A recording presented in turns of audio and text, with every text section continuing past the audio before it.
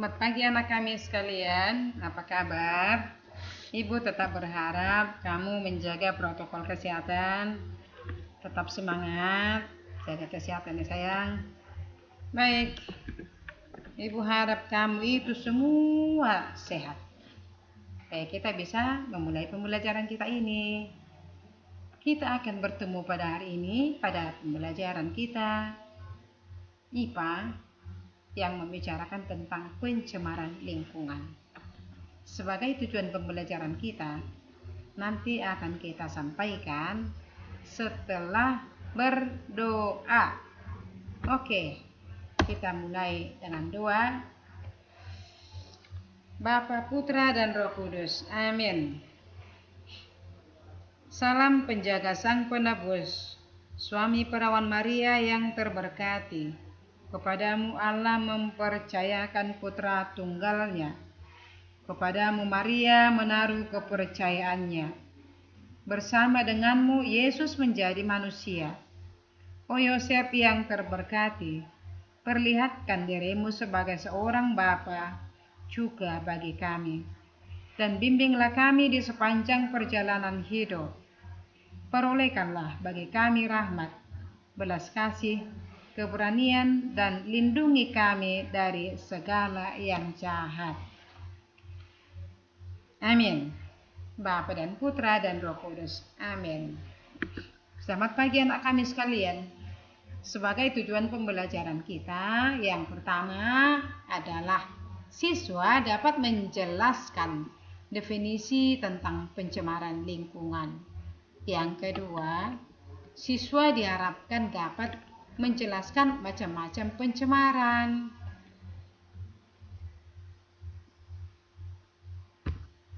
Oke kawan, apa itu yang dikatakan dengan pencemaran lingkungan?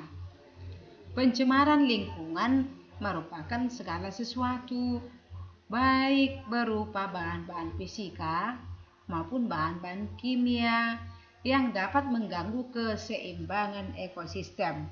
Nah, pada pembelajaran kemarin kita sudah membicarakan materi tentang ekosistem. Apa itu yang disebut dengan ekosistem, Nak? Ayo, siapa yang masih ingat?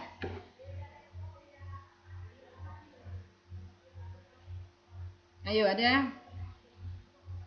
Ekosistem itu adalah hubungan interaksi di dalam suatu lingkungan antara makhluk hidup dengan makhluk yang tidak hidup, antara makhluk biotik atau makhluk abiotik. Ya. Jadi hubungan interaksinya itu yang disebutkan dengan ekosistem. Menurut Undang-Undang Republik Indonesia Nomor 23 Tahun 97 menyebutkan bahwa pencemaran lingkungan itu adalah masuknya atau dimasukkannya makhluk hidup, zat, energi atau komponen lain ke dalam lingkungan hidup oleh kegiatan manusia sehingga kualitasnya turun.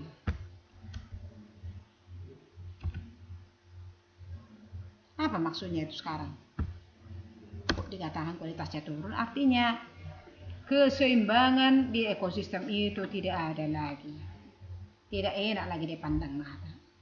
Kehidupan terganggu di dalamnya.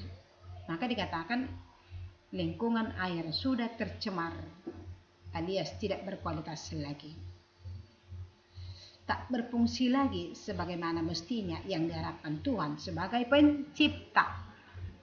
Maka faktor-faktor yang menyebabkan pencemaran lingkungan itu sebenarnya berasal dari kegiatan manusia. Lalu dari alam pun ada, misalnya gunung meletus.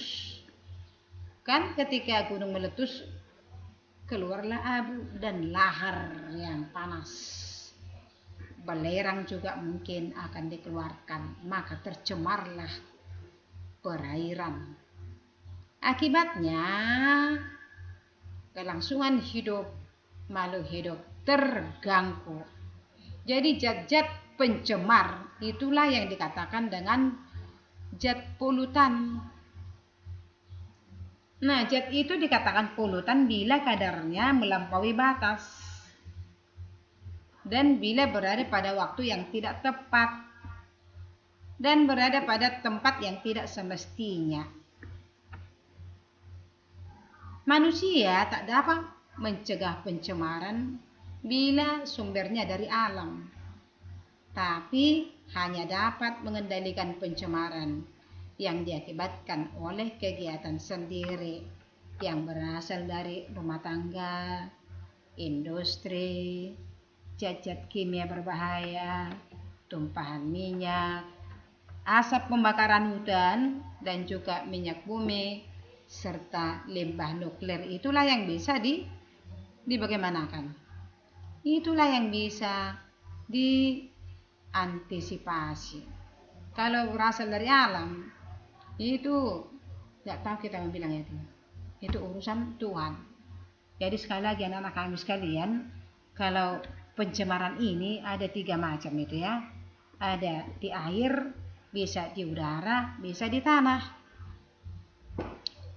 Jadi kalau dikatakan pencemaran air apa pula itu nak?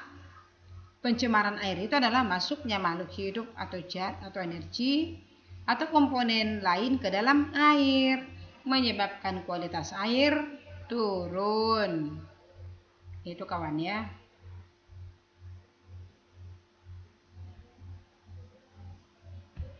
Kemudian apalah akibat yang terjadi dari pencemaran ini? Akibatnya tadi sebenarnya sudah disampaikan di awal ya. Apa itu nak? Kualitas lingkungan air turun. Gangguan kesehatan juga oke. Pemekatan hayati juga terjadi. Pemandangan pun terganggu. Proses kerusakan benda pun lebih cepat. Maka perlu kita tanggulangi. Bagaimana caranya? Yaitu dengan membuat kolam stabilisasi. Atau juga bisa dengan membuat instalasi pengolahan air, limbah, dan pengelolaan ekskreta. Ya, ini nakku. Baik. Untuk lebih memacu Anda, nanti tambahannya bisa kamu tonton video, dan untuk menjadi permenungan bagi kita, lihatlah betapa jernihnya air di awal penciptaan Tuhan, namun kita sudah menjadi sumber pencemarnya.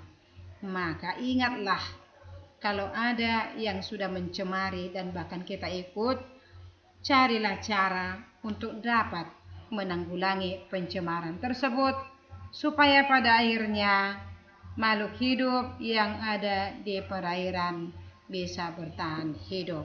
Sekian dan terima kasih.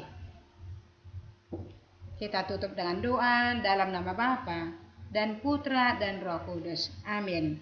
Kemuliaan pada Bapa dan Putra dan Roh Kudus, seperti pada permulaan, sekarang, selalu, dan sepanjang segala abad. Amin.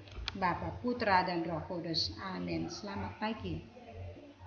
Untuk tugas kamu nanti nak, silakan kamu kerjakan ya. Ibu akan kirimkan melalui WA.